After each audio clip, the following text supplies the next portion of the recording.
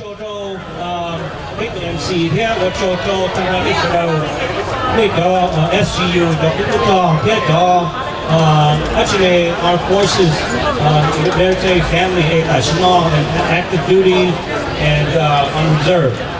Ở châu Châu tham gia cho elected official với cho distinguished guest với cho để cho cái than để cái than đây sau đó chúng ta nên từ lúc sở chỉnh kiến của Tojxeem xong rồi lưu cái lúc công trình nó lưu từ số là Hmong Freedom Festival này cứ tôi bỏ hay tiền tôi cho nó luôn mà chứ luôn hay nên sát đó nó có hủy cái nó có bỏ hay tiền cái chế này Hmong là cái chuyện không nhiều giàu lời cái cứ tôi phát tôi cái chờ nó phát tôi là phát tôi luôn trong sài gòn nó tôi là tôi chuẩn đấy cơ thì nó nhớ coi trong cái nhiều vị vấn đề sau đời cái này tập gì để cái thời điểm tôi cũng xây dựng nó là tôi cho nó này sau đời lúc sau tôi cho nó có tham nghỉ ba thì the United Hmong Family Foundation you know as he do former trustee lúc bỏ nêu nó lúc bỏ hay tiền nghỉ có xếp bảo cơ cái tôi cho rồi cái lúc cũng hậu có thế là các bạn cả cái gì lúc công trình lo lên nó lúc công trình là do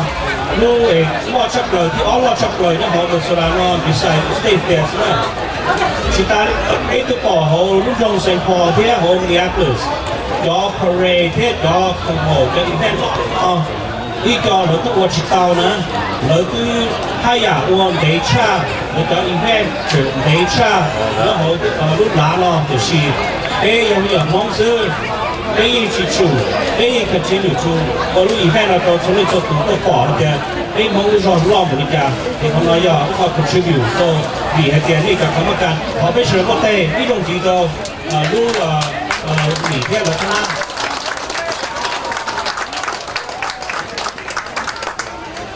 For over 40 years, the Hmong businesses, the Hmong people, and the Hmong Freedom Festival brought in millions of dollars in tax revenue to the city and to the state each year. I think it's only fair that the city and the state must do more to reduce the fee so that we can continue to keep the Hmong Freedom Festival in St. Paul where it belongs. Today, I'm honored to be among you. As we have seen the last couple of years during COVID and the civil unrest, we lost many families and friends. We lost elected leaders like the St. Paul School Board Chair, Neng Xiong, and many leaders in the Hmong community. I'm proud to be a Hmong American.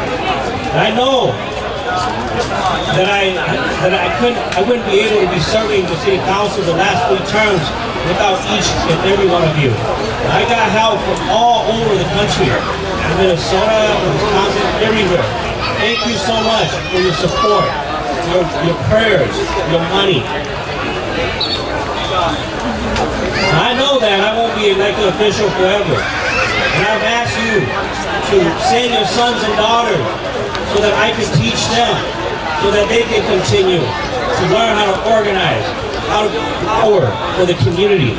Because at the end of the day, it's about power. It's about who has that power and what do they do with that power. And so our community, we must continue to stay united so that we can build power to change the community, not just for the Hmong community, but all communities in Minnesota. And today I also want you to know that in the last 3 terms, the work I've done, I didn't do it by myself. I did it with you, in community with you, with your support, with your ideas. That office that I sit in belongs to all of you. It belongs to the people. And I'm just going to list a couple of things that we did together as a community through the ward offices. We helped build the $250 million Allianz Fields where the Minnesota United play their soccer game. We helped create affordable housing all across St. Paul at 30% of the AMI. Even in places in neighborhoods, we didn't think it was possible to have affordable housing, but we did it together. JP Realty, the big project they did on Johnson Parkway, I know Michael was part of that project. I'm so honored to be able to help put that project together. We also did open for business to make sure that if you want to open a business in St. Paul, it's the right place to do it. We also created down payment assistance for first-time home buyers. We also did rental rehab assistance. A lot of Hmong Americans are property owners, and they rent their homes and their property real cheap so that the folks in the community can live in the community. So they needed help, and we made sure that they got the money. We created Earn Sick and Save Time so that if your child or your spouse or your partner is sick, you can leave your job and not have to worry about losing your job and still be paid, and that you are still protected. We help create $15 minimum wage because we know that a fair wage can put food on the table and make sure that your kids don't have to go to bed hungry. We fought for voting rights, and we overturned a state statute to make sure that our elders are disabled. They can choose anybody that they want to assist them in voting. In community, together, we leveraged over $1 billion of investment into St. Paul. Some of those money went to the Ntawm market, the Hmong village, the Century Plaza, the Hmong American Partnership. I didn't do that by myself. We did it together as a community. And we have a lot of exciting stuff happening. If you will see at Larpenter and McKnight with the new development over there, and we will have light industrial jobs, good paying jobs. We'll have affordable housing over there. And if you want to develop, if you want to do what JD does, that's a great opportunity for you as well.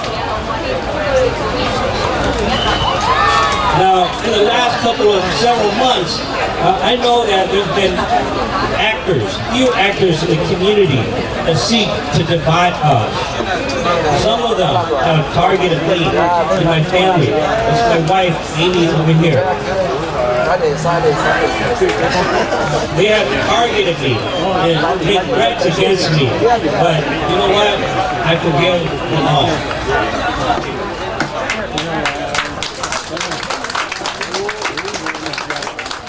I only wish that the community could forgive each other, to move forward together, to heal together, as we have always done in the past, that was left behind and taught to us by our father, General Lee Powell. I want the community to stay united. You see, the enemy is not each other. Our enemy is poverty, racial injustice, sexism, domestic violence, reproduction rights, mass shootings and gun violence. Those are our enemy. Those are the things that we must unite, stand shoulder to shoulder, and fight against. As Hmong Americans, our journey doesn't end here. Suni Lee and Aiden Powell has shown us that we can do more, that we can go further, and we can compete in the international stage and win the hearts and minds of all the people all over the world. Not too long ago, the Hmong people were living in the Iron Age in the jungle of Laos. But our love for freedom, our love for liberty, our love that has brought us here to build a partnership with the United States and the CIA during the Secret War, that love has brought us here. And today, we're contributing to this country, to the fabric of the American politics and economic, academic, arts, and culture, as Governor Walz has mentioned earlier. My friend, there is a Suni Lee in all of us, and there is an Aiden Powell in all of us.